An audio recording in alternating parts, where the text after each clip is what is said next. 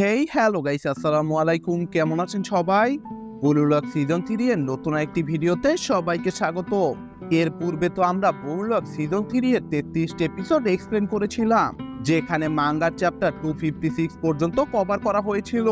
তো আজ আমরা এক্সপ্লেন করব ব্লু লক সিজন 3 এর 34তম এপিসোড, যেখানে মাঙ্গার চ্যাপ্টার 257 থেকে 259 পর্যন্ত কভার করা হবে।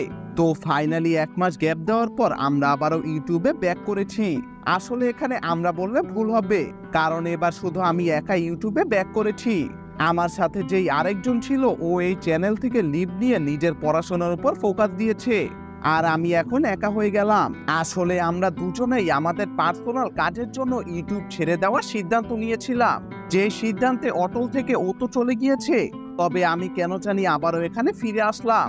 কি কারণে যে আমি আবারও ব্যাক করলাম সেটা আমি নিজেও জানি না। এই চ্যানেলটার পেছনে আমার পার্টনারের অনেক বড় অবদান আছে। ও না থাকলে হয়তো এই চ্যানেলটা এতদূর পর্যন্ত আসতেই পারতো না। আজ থেকে প্রায় 2 বছর পূর্বে আমরা দুজনে একটা লক্ষ্য নিয়ে এই চ্যানেলটা শুরু করেছিলাম, যেখানে আমরা আমাদের সর্বোচ্চটা দিয়ে এই চ্যানেলটা নিয়ে স্ট্রাগল করে গেছি।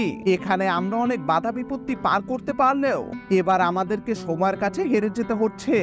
আমি কনফিউজ যে আমার এখন কি করা উচিত। আমি মানসিকভাবে মোটেও ঠিক নেই, জানি না আর কতদিন আমি ইউটিউব কন্টিনিউ করতে পারবো।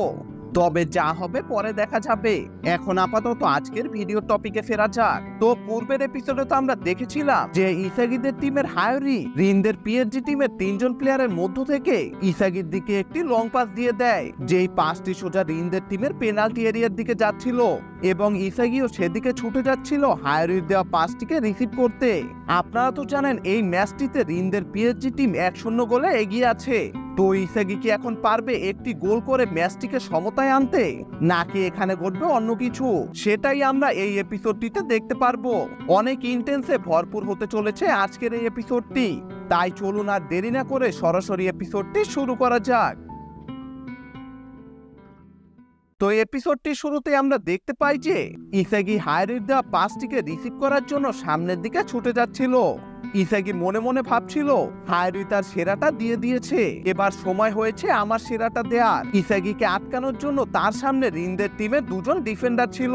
তবে এখানে ইসাগি এই 2জনকে পেছনে ফেলে সামনের দিকে ছুটে যেতে থাকে, কিন্তু তখনই ইসাগির সাইড থেকে শিরো ছুটে আসতে থাকে ইসাগির পূর্বে বলটিকে রিসিভ করার জন্য। তবে এখানে ইসাগি শিরোকে দেখেই বল আসার উল্টো দিকে দৌড় লাগায়, যেটা দেখে তো শিরো পুরো অবাক হয়ে যায়। শিরো বুঝতে পারছিল না যে ইসাগি বলের দিকে না গিয়ে উল্টো দিকে কেন যাচ্ছে। আর তখনই আমরা দেখতে পাই যে বলটি সোজা কুনিগামি রিসিভ করে সেটাকে ইসাগির দিকে থ্রো করে দেয়। ভাইরে ভাই, এই মাঠের কি একটা সিচুয়েশন হয়ে গেছে, যেখানে কুনিগামি সব সময় নিজে গোল করার চেষ্টা করে, সেখানে আসছে ইসাগিকে গোল দিতে পাস দিচ্ছে।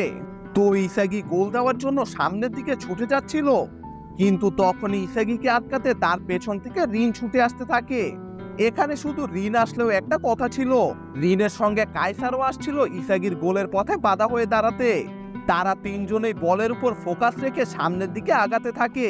কায়সার এবং রিন বল পর্যন্ত পৌঁছানোর জন্য তাদের ফুল এফোর্ট দিয়ে সামনের দিকে আগাতে থাকলেও ইসাগি এখন যেন পুরো এক অন্য লেভেলে চলে এসেছিল। ইসাগি কায়সার এবং রিনের মধ্য থেকে আগে বল পর্যন্ত পৌঁছে গিয়ে তার বাম পা দিয়ে শুট করা ধরে, যেটা দেখে রিন বাম দিক থেকে ইসাগিকে ট্যাকেল করে শুটটিকে আটকানোর জন্য।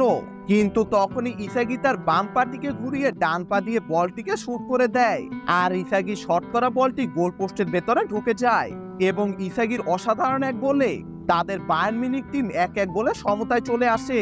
ইসাগির এই গোল দেখে তো রিন এবং কায়সার পুরো রাগে উত্তেজিত হয়ে যায়।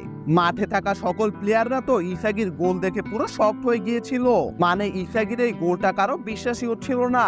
কুনিগামি ইসাগিকে বলে, আমার থেকে আর কোনো পাস আশা করো না। কুনিগামির কথার উত্তরে ইসাগি আর তাকে বেশি কিছু বলে না। তখনই হায়রি ছুটে এসে ইসাগির গোলের প্রশংসা করতে থাকে। ইসাগি হায়রিকে বলে, তোমার অসাধারণ পাসের কারণে এই গোলটি সম্ভব হয়েছে। হায়রি ইসাগিকে জিজ্ঞাসা করে যে তাদের দেওয়া পাসগুলো ইসাগি এত সুন্দরভাবে বুঝলো কি করে।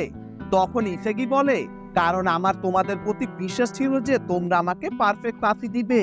আর কুনিগামির ওই অ্যাসিস্টটি আমি ওর মাইন্ড রিড করে বুঝতে পেরেছিলাম। যখন আমি কুনিগামিকে শিরোর পেছন থেকে ছুটে আসতে দেখলাম, তখনই আমি বুঝতে পেরেছিলাম যে কুনিগামি শিরোকে হারাতে পারবে।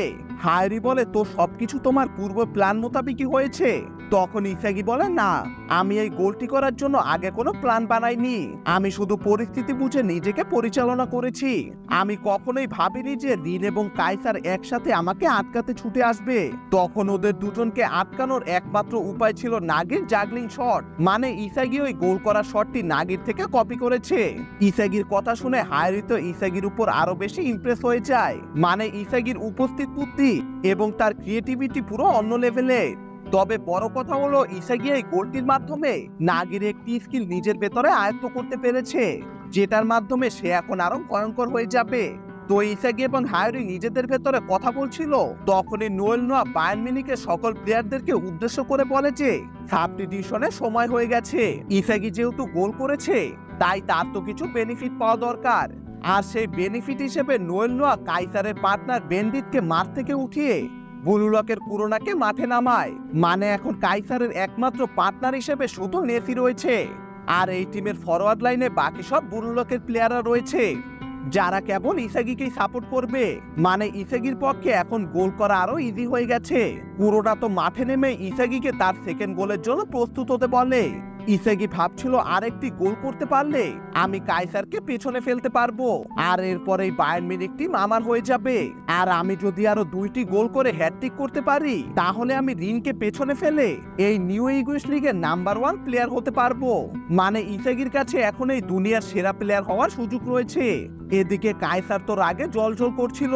সে কোনোভাবে ইসাগির কাছে হারতে চাইছিল না। নেস এসে কাইসারকে বলে, কাইসার, আমি এখন শুধু একাই তোমার সাইডে রয়েছি।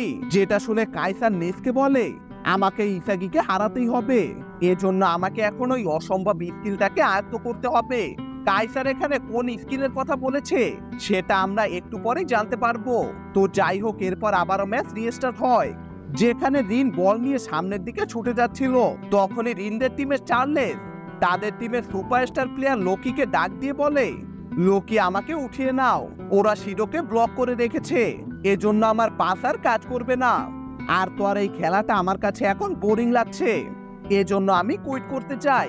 মানে এই চার্লেস তো শিরোকে ছাড়া আর কাউকে পাসই দিতে চাইছে না। যাই হোক, এদিকে রাইচে এবং হায়ারি এসে রিনের থেকে বলটিকে ছিনে নেওয়ার জন্য তাকে ডাবল প্রেসার দিতে থাকে। আর ওদের দুজনের এই প্রেসারে পড়ে রিন তার টিমের জেইনে একটি প্লেয়ারকে পাস দিতে নেয়। তখনই কুরোনা এসে সেই বলটিকে ছিনিয়ে নিয়ে সামনের দিকে ছুটে গিয়ে ইসাগির দিকে পাস দিয়ে দেয়। কিন্তু তখনই কাইসার এসে ইসাগির সামনে থেকে বলটিকে ছিনিয়ে নিয়ে পুরো স্পিডে সামনের দিকে ছুটে যেতে থাকে।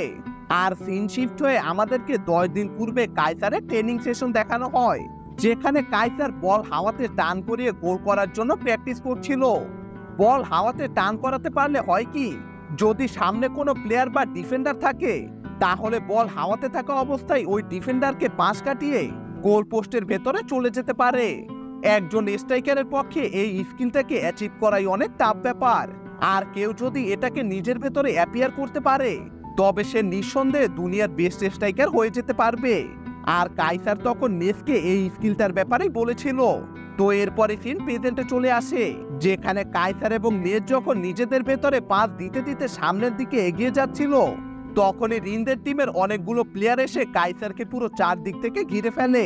তবে এখানে কাইসার গোল পোস্টের এক কোণায় নিজের টার্গেটটাকে সেট করে এত প্লেয়ারের মাঝখান থেকে বলটিকে শুট করে দেয়।